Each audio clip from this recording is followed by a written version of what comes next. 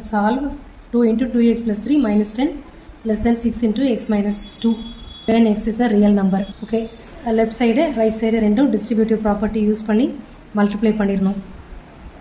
So 4x plus 6 minus 10 less than 6x minus 12.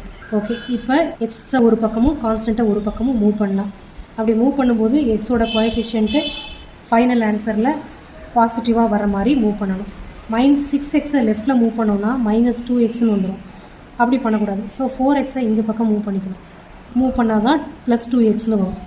அப்போ இங்கே 6x minus 4x இந்த பக்கம் இது ரெண்டுத்தையும் சப்ராக்ட் பண்ணால் -4 + 12. ஓகே, அப்போ இந்த சைடு 8ன்னு வரும் லெஸ் தேன் 2x.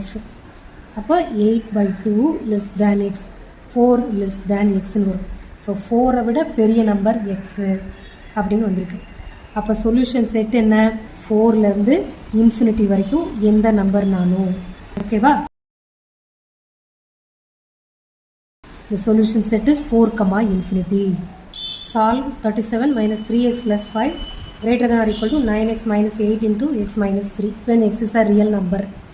Okay, இது minus into something இருக்கு, இங்கே -8 into இருக்கு. ஸோ அதால் மல்டிப்ளை பண்ணிடலாம் முதல்ல. So 37 minus 3x minus 5 greater than or equal to 9x minus 8x plus 24.